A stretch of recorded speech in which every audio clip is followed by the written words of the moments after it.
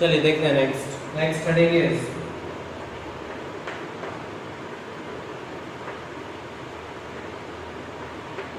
Magnetic field at the axis of circular coil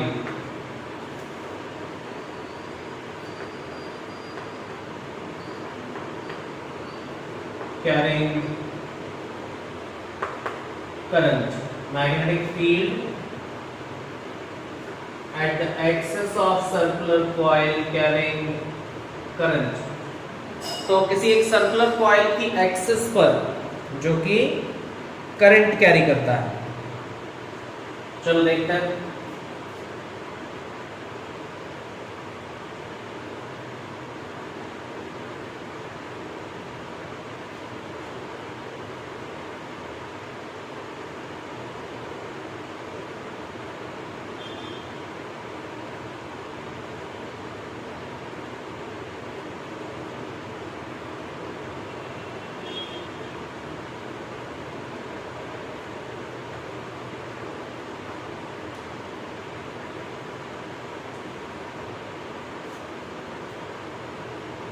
ये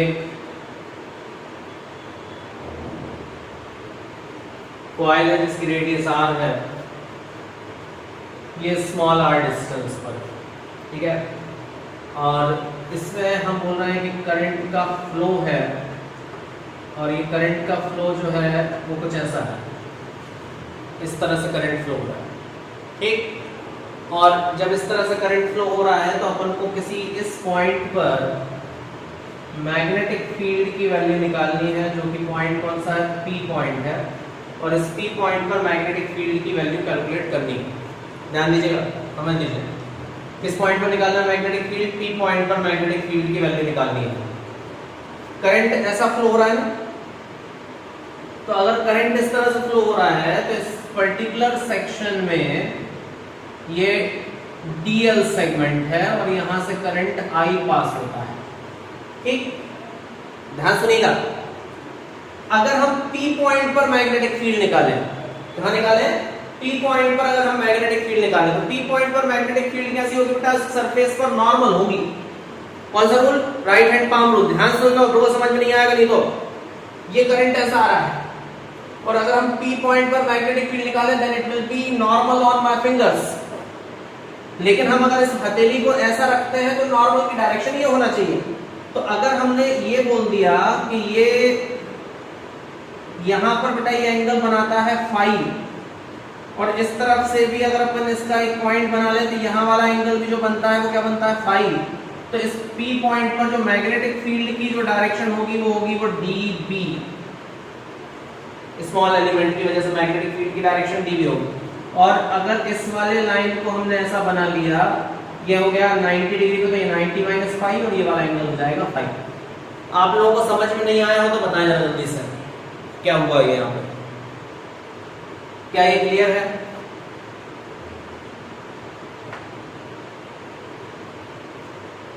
नहीं आया? हाँ वही तो, इतने जल्दी समझ में आ जाएगा तो बात ही क्या।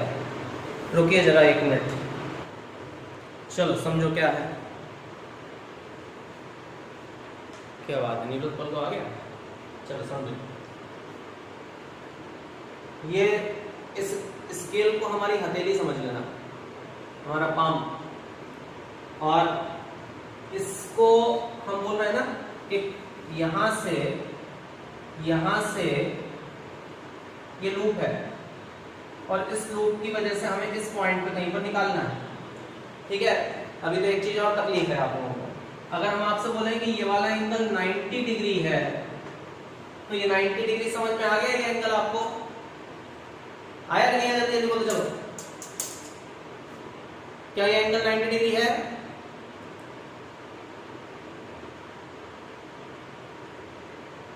ठीक है। अच्छा चलो और देखो बेटा, ये लूप है, सामने से दिखा रहे हैं, इस लूप से अगर यहां पर कोई पॉइंट है, इस लूप से अगर यहां पर कोई पॉइंट है इधर पर, तो इस वाले का इस पर्टिकुलर लाइन से कितना एंगल बनेगा? जैसा अगर हम ये निकाल रहे हैं इधर कहीं पर, तो इस लूप से इसका एंगल तो 90 डिग्री है ना। ये समझ में आया क्या? मान लो इससे अगर हम किसी एक एक्सिस पर यहाँ पे निकाल रहे हैं, तो इस वाले के साथ तो जैसे अगर मान लो हम इसको ऐसा मोड़ भी दें, तो इस वाले के साथ तो हमारा एंगल कहीं पर भी निकाल लो यहाँ से यहाँ तक कैसा भी होगा तो ये 90 डिग्री होगा। ये एंगल तो 90 डिग्री है ना। अगर हम वहां पर भी निकालें तो इस पर्टिकुलर लाइन से इस वाले लूप का एंगल तो 90 है।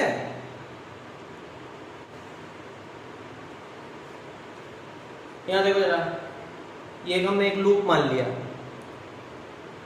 अब इस लूप से अगर हम इस पॉइंट पर निकालें, हमारी फिंगर और इसके बीच का एंगल बताओ। इस लूप की बात हो रही है। इस लूप को अगर हमने एक लाइन एलिमेंट कंसीडर कर लिया कि ये एक लाइन एलिमेंट है, तो इस लाइन एलिमेंट से हमारी फिंगर के बीच का कितना एंगल है, चाहे हम यहां निकालें, चाहे ऐसा निकालें, चाहे ऐसा निकालें, इस लाइन एलिमेंट से हमारी फिंगर के बीच का एंगल कितना है? ये 90 डिग्री है कि नहीं है यहां से? और अगर हम ऐसा भी करेंगे तो भी ये वाला एंगल 90 डिग्री है कि नहीं है यहां पे,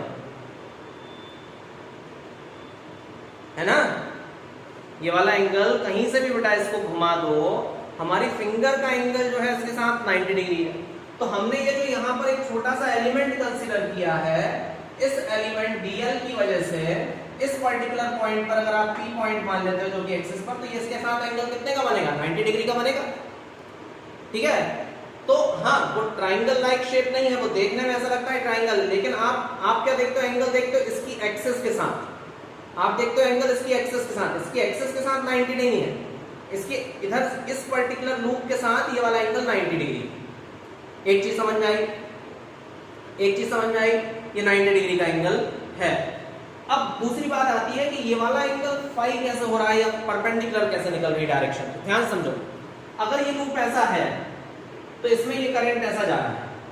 अब अगर अपन इस लाइन एलिमेंट की वजह से इस पॉइंट पे निकालते हैं, तो इस पॉइंट पर अगर अपन लाइन की वजह से निकालेंगे तो हमारा पाम रूल ये होता है कि अगर ये करंट की डायरेक्शन है, थंब करंट की डायरेक्शन है, तो मैग्नेटिक फील्ड की डायरेक्शन हमारे हाथ पर नॉर्मल होगी।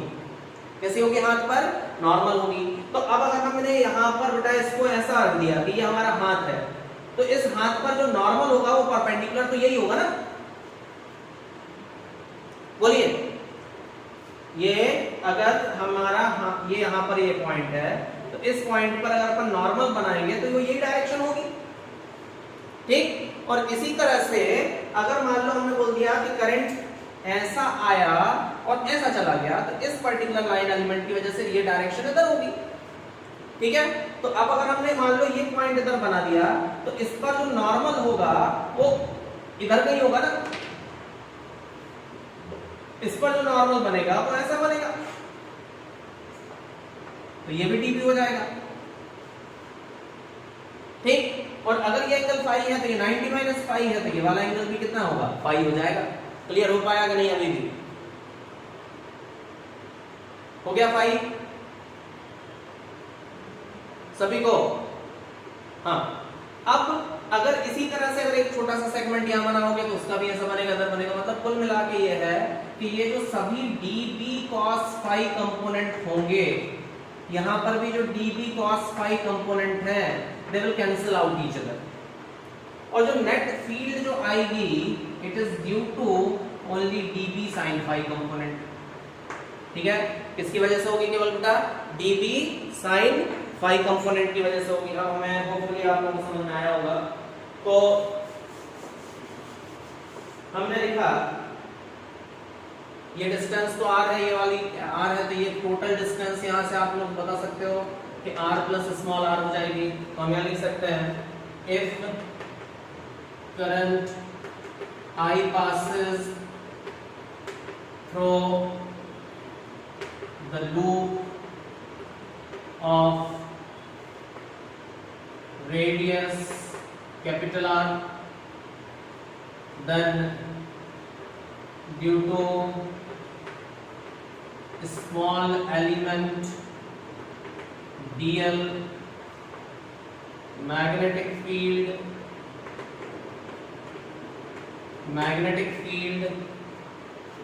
at P is given by dB is equal to mu naught upon 4 pi I dot dl sine कितना है देखो जरा, साइन 90 अपॉन दूरी कितनी R square plus small R square, whole square था तो वो ये बचा एक। अब जब ये R square plus small R आ गया, ये तो अपने पास आ गया।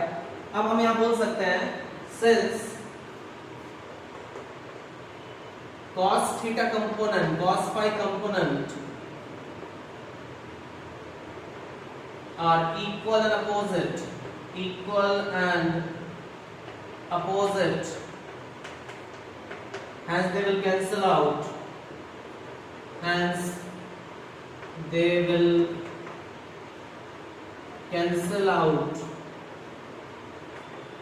each other, and net field intensity will be due to sin phi component. जो नेट फील्ड आएगी वो किसकी वजह से आएगा, sin फाई कंपोनेंट की वजह से। तो हमें क्या लिखना चाहिए, b net is equal to integral of db sin phi. ये होगा ना, कितना लिखा जाएगा db sin फाई, और इस db sin फाई की db की वैल्यू तो ये लिख दोगे mu naught I dl sin 90 हो गया था 1, तो यहाँ क्या लिखेंगे अपन, therefore b is equal to, यहाँ पर लिख रहा है mu naught upon 4 pi I upon I upon r square plus small r square, I upon r square plus small r square, और इंटीग्रेशन करेंगे हम किसका, dl का, और dl का कहाँ से कहाँ तक करेंगे, 0 से लेके 2 पाई r तक इंटीग्रेशन कर देंगे। तो आप लोग इंटीग्रेट करके बड़े आसानी से इसका आंसर निकाल सकते हो, जो कि हो जाएगा mu not upon 4 pi I upon r square plus small r square. अच्छा, एक साथ में साइन फाई भी था भैया, है ना, तो साइन फाई की भी वैल्यू रखना पड़ेगी। चलो ऊपर लिख देंगे इसको अलग से, आप इतना लिखो जरा जल्दी से, इतना लिखो, इसकी हम वैल्यू पुट कर देते हैं, b is equal to mu not upon 4 pi I upon r square plus small r square, और dl अगर आप लिखोगे तो कितना लिखोगे l, है ना, और 0 से लेके 2 पाई r वैल्यू रखोगे। साइन फाई की वैल्यू क्या होगी, साइन फाई की वैल्यू होगी capital R upon hypotenuse means r square plus small r square to the power 1/2। तो फाइनल एक्सप्रेशन हमारे पास जो बन जाएगा वो आ जाएगा आपका mu not I into 2 pi r square, ये 2 पाई r और माइनस 0 तो 2 पाई r ही बचेगा, और एक r का मल्टीप्लाई कर दिया तो 2 पाई r स्क्वायर, और ये हो जाएगा r square plus small r square to the power 3/2। ठीक है, म्यू नॉट अपॉन 4 पाई भी था यहाँ पर, तो पाई से तो पाई कैंसिल हो गया, या तो ऐसे ही लिखा रहना, तो नहीं तो इसको चेंज करके पूरा लिख सकते हो, mu not I r square upon 2r square plus small r square to the power 3/2। ये एक्सप्रेशन होगा, लिख लीजिए।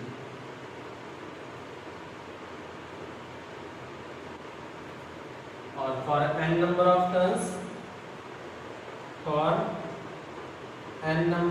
टर्न्स,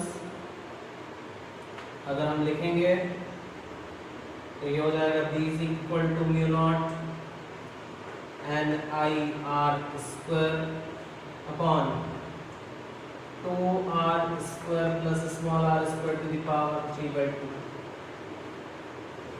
ठीक है, ये इसका आंसर आना चाहिए।